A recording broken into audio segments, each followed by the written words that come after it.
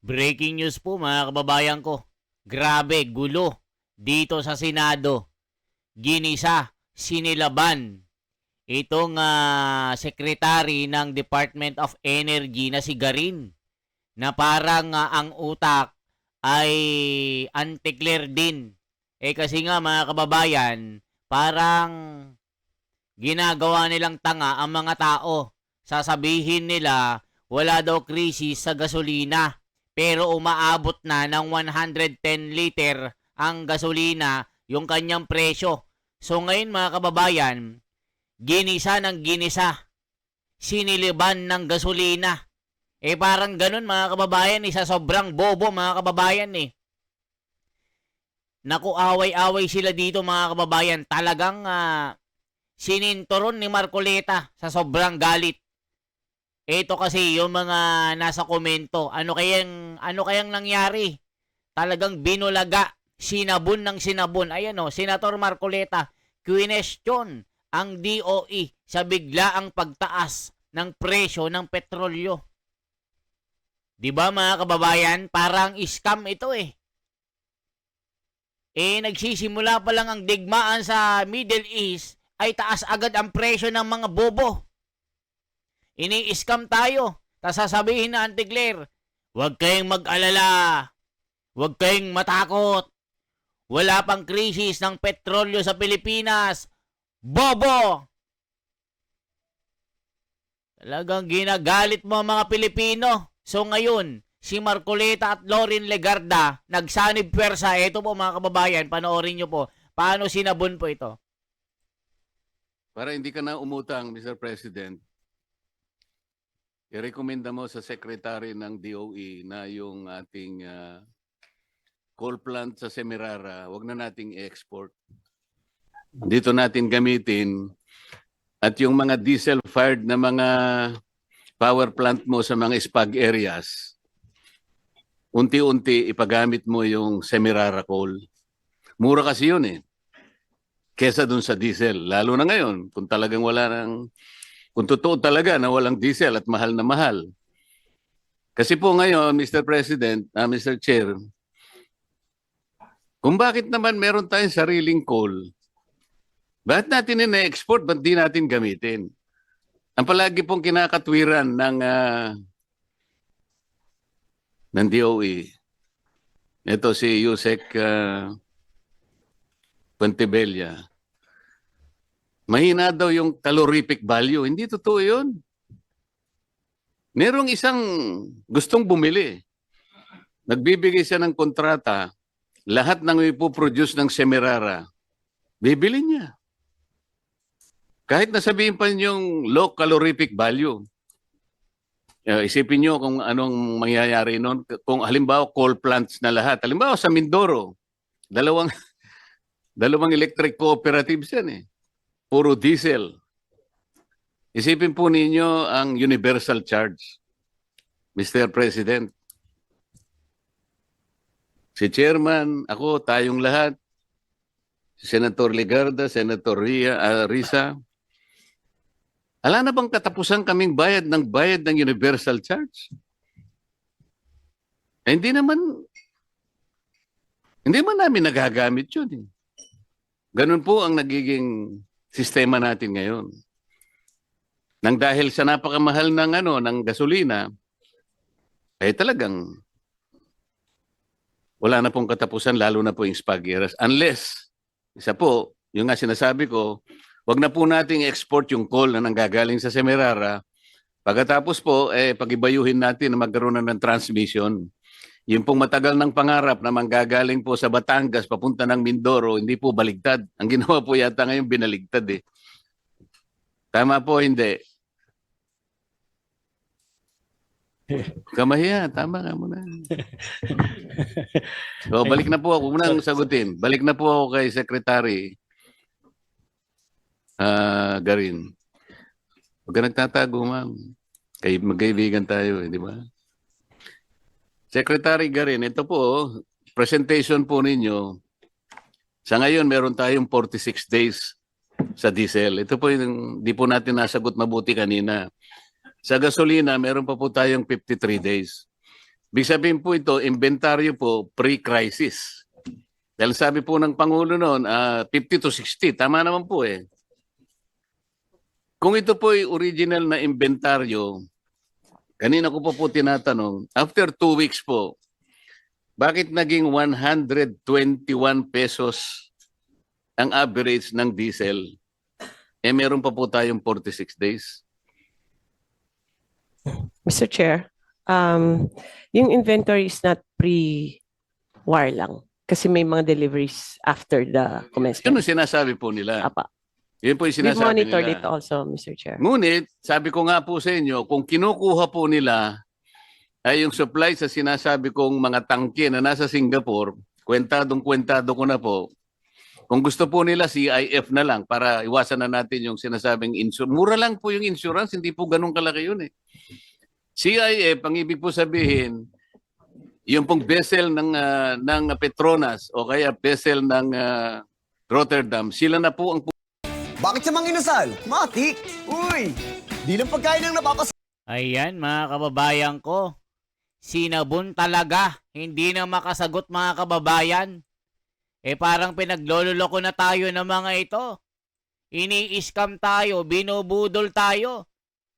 Tapos isisisi pa sa Senado, mga kababayan. O tignan nyo po, paano nasabon ito. kargahan ng mga tangke sa Pilipinas. Kwentado ko na po yung presyo, hindi po ganun kamahal. 28, ano ba ito? 29 point, sabihin na natin 30 pesos per liter po. Rotterdam Refinery, Singapore. Yes, sir. Idagdag na po natin ang napakarami pong local added costs. Ayun, VAT, 2% CME, BIR, marking, excise tax, 12% input VAT, SGS survey, broker's fee, storage, importation, 15 pesos and 51 cents po ito. So pag pinagsama po ito, 45 pesos and 35 cents lang per liter. Ngayon po, yung SRP nila, kung tawagin po nila ito, passion price, 50 pesos, may kita pa po siyang halos 5 piso per liter. So ang tinatanong ko po, paano nangyari kung saan po ba nila kinuha? Paano nangyari na imbes na manatili na sa, let's say, 55 pesos, paano po naging 121 pesos? Mr. Chair, ang calculations namin has been the same since based on the industry practices, considering it's deregulated, walang kontrol ng gobyerno. So what we have been practicing with the oil companies on estimating their increases is based on replacement cost, Mr. Chair.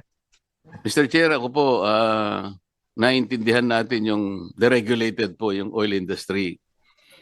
Pero kung ganito naman po kalaki, na 2 weeks pa lang, from 55 to 121 pesos, baka naman po kailangan nating usisain. Baka yung sinasabi po yung practices, baka kailangan naman po siguro nating revisuhin o i-revisit natin yung practices na yun. Wala naman po sigurong masama. Paano po ninyo nakuwenta yung 121 pesos? O sasabihin nila, Madam Secretary, based on our practices, naniwala na po tayo sa ganung salita lang. Paano po yung mga datos na pinakikita ko sa inyo ngayon?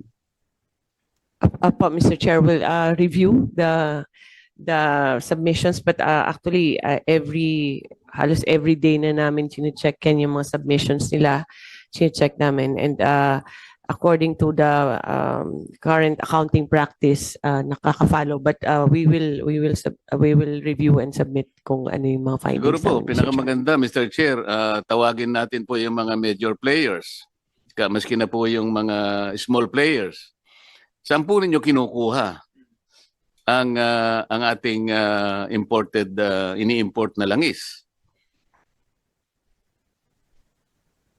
Yes, Mr. Chair. Actually, meron kaming reports niyan on where saan galing ang mga supplies nila.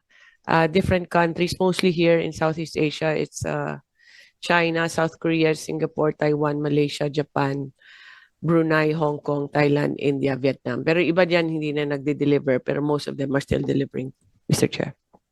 Kaya po ako medyo nagtataka, Mr. Chair, bakit po tayo nakikipag-usap sa South Korea saka sa China? Nandun po yung mga tangke sa Singapore. Mas malapit po tayo ron eh. Bakit hindi po yun ang tingnan natin? Kahit na po ngayon, makikita po natin magkano yung FOB price sa Rotterdam tank sa Singapore. Ito po, FOB, $570 per metric ton. Kinuwenta ko na po eh.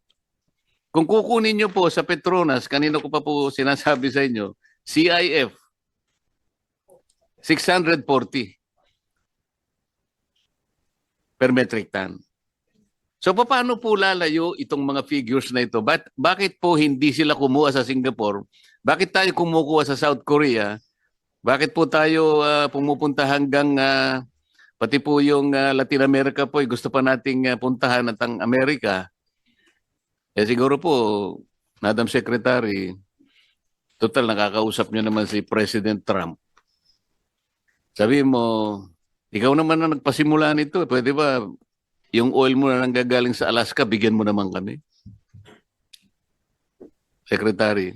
Yes, Mr. Ikaw naman kamo nagpasimula nito. Wala namang kaming kinalamanan dito eh. O titingnan mo ngayon, nagkakahirap-hirap tayo ng kung paano natin sasagutin lahat itong mga pinagtatatanong natin ngayon. Yes, Mr. Chair, we will inform the oil companies and kasi ito nga because of the Chicken po natin, ma'am, kasi yes, Mr. Chair. itatanong lang natin, bakit hindi po kayo kumukuha diyan sa mga tangki sa Singapore? Ito pala yung presyo per metric ton. Saan po ba kayo kumukuha? Baka naman po ang sinasabi sa inyo, dumidirekta sila sa Dubai, hindi na po kami makakuha ngayon kasi po 100% po ng aming inangkat, dadaan po kami sa Hormuz. Bakit po sila magpapakasakit pumunta sa Hormuz? Nasa Singapore nga lang ang pinag-uusapan natin. Ito po yung sinasabi ko. Meron po ba tayong crisis o wala? Kasi po, kung ito masasagot nila, malalaman natin kung ang crisis na ito is self-inflicted o kaya baka hindi naman totoo ito. Kasi po may data po eh. Yes, Mr. Chair. I-recheck namin based on kunin namin but this is just our values are pegged on the international market and it's based on the accounting practices they have. Ang how we come up with our computations has always been kung ano po ang nasa market sa international, but we will recheck po and compare to the data that you have, Mr. Chair, para we can check with the oil companies also why they are not getting from Singapore or not all of them, no? Kasi sa kanila may Singapore din pero may iba-iba ring countries, Mr. Chair. Yes, Mr. Chair. I will not belabor this. Ang gusto ko lang pong sabihin, sana po, kapag sinabi sa inyo po yung current industry practices, reviewin po natin. Kasi meron naman po tayong kaparaanan para i-review natin yung mga datos nila. Halimbawa po, yung shipping cost, FOB ito, 1,500 or about per metric ton ito. Sa Makatwid, lilitaw po rito mga $15 per metric ton. Kung CIF naman po, wala na yon. Ito, lilitaw na lamang po yung $640 per metric ton. Yung MAPS, ito po yung mean of Platts Singapore, ito $1.71 lang. For the record, Mr. Chair, ibibigay ko po sa kanila itong mga datos na ito para makatulong po pa kung paano po i-analyze natin ito eh. Huwag po tayong nakadepende na lamang sa sasabihin nila. Samantalang pwede naman po tayong magtanong. Ito po, kinuha ko lang po doon sa mga kaibigan nating industry players sa Singapore. Maliwanag. Alam niyo mga kababayan, ang tatanga ng mga gabinete ni BBM. Sa totoo lang, parang anti-clear mag-isip. Ano yun? Basta maniniwala ka, accounting practices, yun na yung presyo. Anak ng kabobohan yan, 'di ba? O i-ano natin, ituloy pa natin ito. Naman po na, at pinacheck ko rin po, nagkakatugma naman po. Kaya hindi ko maintindihan paano po nangyari after 2 weeks, 121 pesos ang isinikad ng presyo mula sa 55. Hindi ko po masyadong maintindihan kung paano po nanahimik tayong lahat, hindi man lang natin kinu-question, hindi man lang natin i-review. Pwede po nating pag-usapan,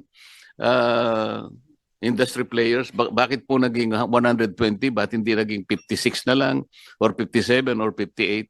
Bakit po lumundag sa napakalaki? 120% po ang sinikad po ng presyo. Hindi man lang tayo nag-initiate po ng pagtatanong. Salamat po, Mr. Chair. Thank you, Senator Marcoleta. And with that, Secretary Garin, nasa isang talagang kakaibang sitwasyon tayo ngayon. Ang DOE ba walang kapangyarihan tignan yung presyo na binibili ng mga oil companies dahil napakadaling umabuso eh. Napakadaling samantalahin yung sitwasyon. Iba-ibang chow fan walk sarap na mas pinasulit pa. Ayan mga kababayan ko, ang bobobo ng mga gabineteng ito. Lahat na, korap. Talagang mga buhaya talaga ini-scam tayo eh. Saan ka nakakita mga kababayan? Umabot na ng 112 per liter. Hindi man lang nila masawata ang mga kumpanya ng langis. Kahit sabihin nating deregulated, hindi nila dapat i-check din ninyo. Mga tanga, bobo, yan ang mga sabi ng tao Tignan nyo, parang anti-clear lang.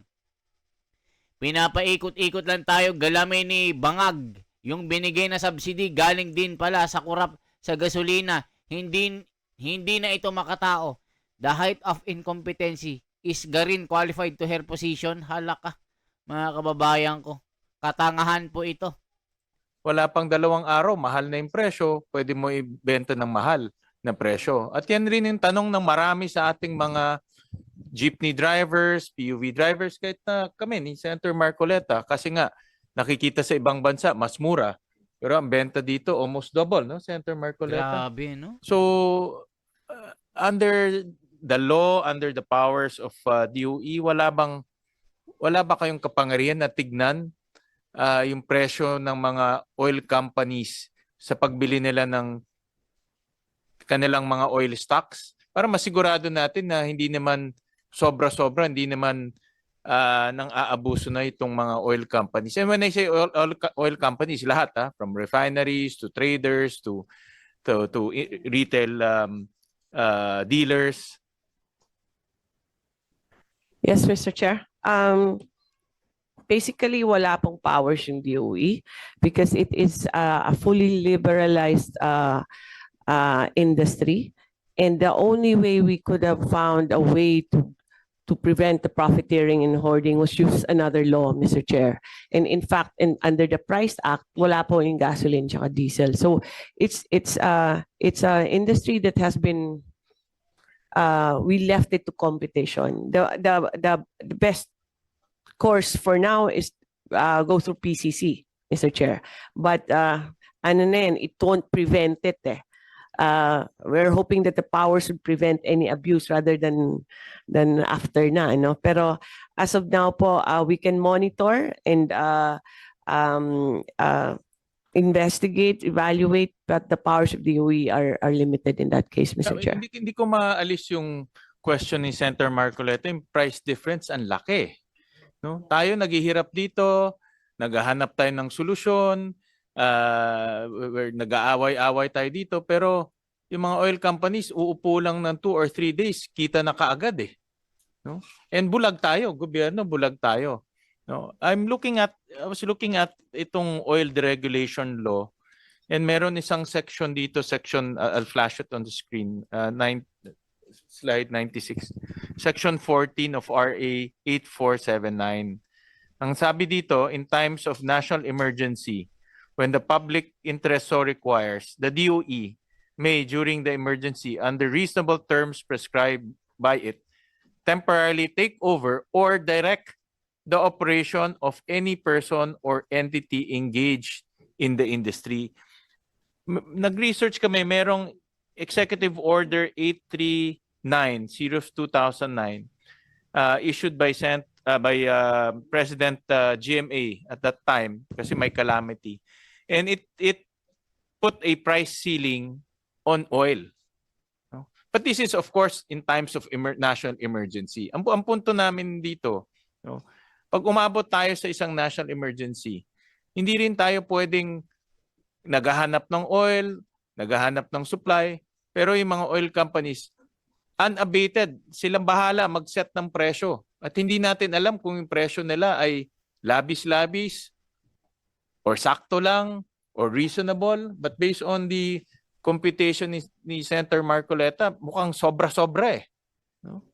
Can we use this in case talagang malala na yung sitwasyon and make sure that the oil companies are not taking advantage of the situation?